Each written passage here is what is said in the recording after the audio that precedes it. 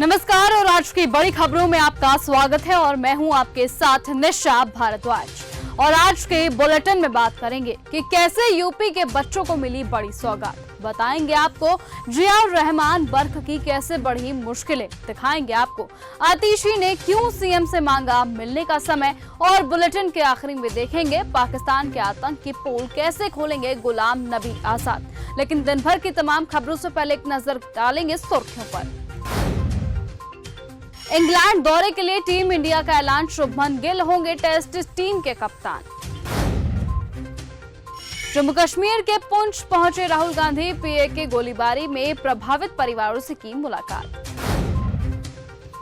केरल पहुंचा मॉनसून, 2009 के बाद भारत के मेनलैंड पर सबसे पहले आगमन। यूपी के बच्चों को मिली बड़ी सौगात। योगी सरकार ने प्रदेश के करोड़ों बच्चों के लिए एक और राहत भरी घोषणा कर दी है।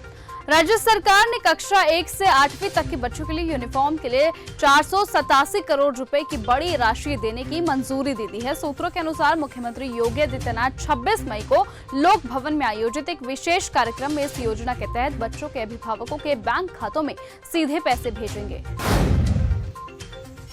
जियाउर रहमान बर्क की बढ़ी मुश्किलें। समाजवादी पार्टी के संभल से सांसद जियाउर रहमान बर्क की मुश्किलें कम होने का नाम नहीं ले रही हैं।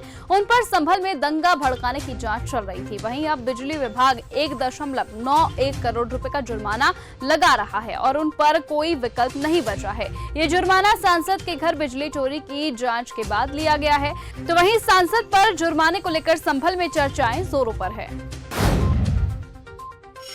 राहुल गांधी की बौद्धिक क्षमता पर तरस आता है। भारतीय जनता पार्टी के नेता और पूर्व सांसद बृजभूषण सिंह अपने विवादित बयानों को लेकर अक्सर सुर्खियों में रहते हैं। एक बार फिर उन्होंने ऑपरेशन सिंदूर और पीएम मोदी पर सवाल उठाने वालों को आड़े हाथों लिया। इसी दौरान उन्होंने कांग्रेस के नेता राहुल गांधी पर भी जुबानी हमला बोला। बृजभूषण सिंह ने राहुल गांधी द्वारा विदेश नीति व राफेल को लेकर उठाए गए मुद्दों पर सवाल किया। उन्होंने राहुल गांधी की बौद्धिक क्षमता पर सवाल उठाए। राहुल गांधी की बौद्धिक क्षमता पर तरस आता है, इस तरह के शब्द उन्होंने राहुल गांधी के लिए प्रयोग किए। आतिशी ने सीएम रेखा गुप्ता से मांगा मिलने का समय। दिल्ली में पानी की कमी के मुद्दे पर नेता विपक्ष आतिशी ने सीएम रेखा गुप्ता से मिलने का समय मांग लिया है। आतिशी का आरोप है कि दिल्ली में भयंकर गर्मी के बीच भीषण जल संकट है। आतिशी का आरोप है कि 24 घंटे पानी की सप्लाई ठप रहती है। नीति आयोग की बैठक में मुख्यमंत्रियों से बोले पीएम मोदी। प्रधानमंत्री नरेंद्र मोदी ने नीति आयोग की 10वीं गवर्निंग काउंसिलिंग बैठक में कहा कि विकसित भारत हर भारतीय का सपना होता है। जब हर राज्य विकसित होगा तभी भारत विकसित होगा। ये 140 करोड़ देशवासियों की आशंका है। हमें विकास की गति को और तेज करना होगा। यदि केंद्र और सभी राज्य मिलकर टीम इंडिया की तरह एक साथ कार्य करेंगे तो कोई भी लक्ष्य असंभव नहीं होगा। वाराणसी में तेंदुए का आतंक। वाराणसी में चौबेपुर से लेकर चिरई गांव तक तेंदुओं का खौफ देखा जा रहा है। जनपद से इस समय तेंदुए ने अब तक 3 लोगों को जख्मी कर दिया, जिनका अस्पताल में इलाज किया जा रहा है। मिली जानकारी के मुताबिक 24 घंटे बीत जाने के बाद भी वन विभाग के प्रयास के बावजूद तेंदुआ उनके हाथ में नहीं आया। हालांकि इसको लेकर अलग अलग गांवों में लोगों के बीच खौफ देखा गया है। निकटतम थानों की पुलिस फोर्स लोगों की सुरक्षा के लिए गांव में तैनात की गई है और इसके अलावा अपने जान माल की सुरक्षा के लिए लोग खुद भी लाठी डंडे लेकर देर रात तक निगरानी करते हुए नजर आ रहे हैं। पाकिस्तान के आतंक की पोल खोलेंगे गुलाम नबी आजाद। पाकिस्तान की आतंकवाद को वैश्विक मंच पर बेनकाब करने के लिए भारत ने एक बड़ा कदम उठाया। ऑपरेशन सिंदूर और सीमा पर आतंकवाद के खिलाफ भारत की आवाज बनाने के लिए 8 सदस्यीय ऑल पार्टी डेलीगेशन विदेश रवाना हुआ है। ये डेलीगेशन का हिस्सा वरिष्ठ नेता गुलाम नबी अजहर भी बने हैं। उन्होंने एक्स पर असदुद्दीन ओवैसी के साथ एक तस्वीर साझा करते हुए लिखा कि आज दिल्ली से एक ऑल पार्टी डेलीगेशन के हिस्से के रूप में रवाना हुआ हूँ, जिसका उद्देश्य सीमा पर आतंकवाद के खिलाफ भारत का प्रतिनिधित्व करना है। बहरीन, कुवैत, सऊदी अरब और अल्जीरिया के दौरा करेंगे। अंतर्राष्ट्रीय मंचों पर भारत की आवाज बनाना मेरे लिए गर्व की बात है। विजय शाह को ढूंढकर लाने वाले को मिलेगा 11,000 रुपए का इनाम। ऑपरेशन सिंदूर से सुर्खियों में आई कर्नल सोफिया को लेकर बदजुबानी करने वाले मध्य प्रदेश के मंत्री विजय शाह के खिलाफ हाईकोर्ट के निर्देश अनुसार एफआईआर दर्ज की गई है, जिसके बावजूद अभी तक प्रदेश में वो कहीं दिखाई नहीं दिए। अब गायब मंत्री को लेकर कांग्रेस ने इंदौर शहर में गुमशुदा की तलाश वाले पोस्टर लगा दिए हैं, जिस पर 11,000 रुपए का इनाम ऑफर किया गया है।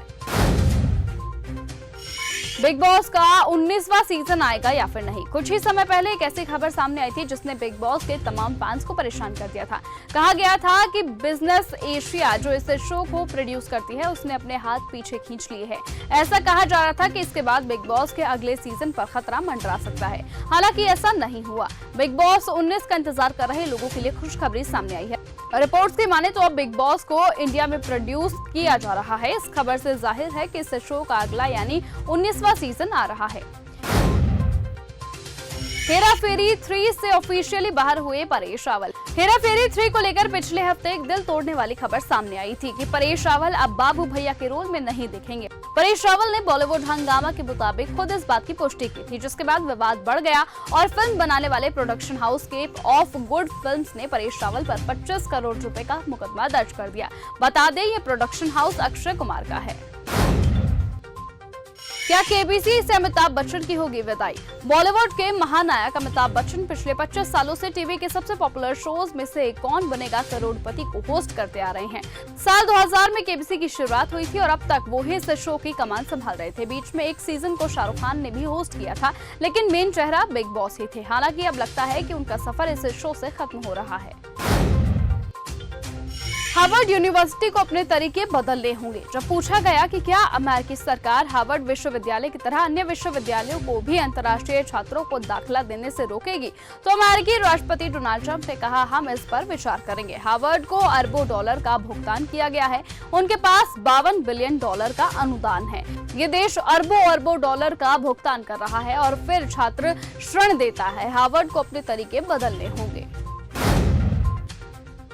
ट्रंप को जिताकर भाग रहे हैं अमेरिका में दोबारा डोनाल्ड ट्रंप की वापसी तो हो गई है, मगर चौंकाने वाली बात यह है कि ट्रंप को जिताने वाले अमेरिकी नागरिक ही अब बड़ी संख्या में देश छोड़कर भाग रहे हैं। दरअसल ट्रंप की वापसी के साथ ही देश में राजनीतिक हालात इतने बदल गए हैं कि रिकॉर्ड संख्या में अमेरिकी नागरिक अब ब्रिटेन की नागरिकता लेने की दौड़ में लग गए हैं। यहाँ आंकड़ा पिछले 21 सालों में सबसे ज्यादा है और यही नहीं, हजारों अमेरिकी तो अमेरिका की नागरिकता तक छोड़ चुके हैं। क्या हिंसा की आग में झुलसेगा बांग्लादेश में राजनीतिक स्थिति तनावपूर्ण बनी हुई है। मोहम्मद यूनुस के इस्तीफे की खबरों और सेना प्रमुख जनरल वकार उज़्ज़मान के साथ उनके कथित मतभेदों ने स्थिति को और जटिल बना दिया है। यूनुस पर सेना प्रमुख के खिलाफ साजिश रचने के आरोप हैं। इसी के साथ ही कट्टरपंथी संगठनों की बढ़ती गतिविधियों और ढाका में बड़ी संख्या में हथियारों के आने की खबरें चिंता का विषय है। रिपोर्ट्स के अनुसार कट्टरपंथी संगठन बड़ी हिंसा की योजना बना रहे हैं और इसी स्थिति में चुनाव कराने को लेकर भी अनिश्चितता है। राजनीतिक दलों के समर्थक अलग अलग मांगों को लेकर सड़कों पर उतर रहे हैं, जिससे स्थिति और बिगड़ रही है। बांग्लादेश में अब क्या होने वाला है, ये एक बड़ा सवाल है। आतंकी हमलों में 20,000 भारतीय मारे गए। यूएन में भारत के स्थायी प्रतिनिधि और राजदूत पार्वथे नानी हरीश ने पाकिस्तान को बेनकाब करते हुए कहा कि जब तक पाकिस्तान आतंकवाद के खिलाफ कोई कार्यवाही नहीं करेगा तब तक सिंधु जल संधि स्थगित रहेगी। पाकिस्तान की तरफ से होने वाले आतंकवादी हमलों में 20,000 से ज्यादा भारतीय नागरिकों की मौत हो गई है। तो फिलहाल आज के इस बुलेटिन में सिर्फ इतना ही। देश और दुनिया के तमाम बाकी खबरों से जुड़े रहने के लिए आप ऐसे ही बने रहें और देखते रहें न्यूज़ गंगा। नमस्कार।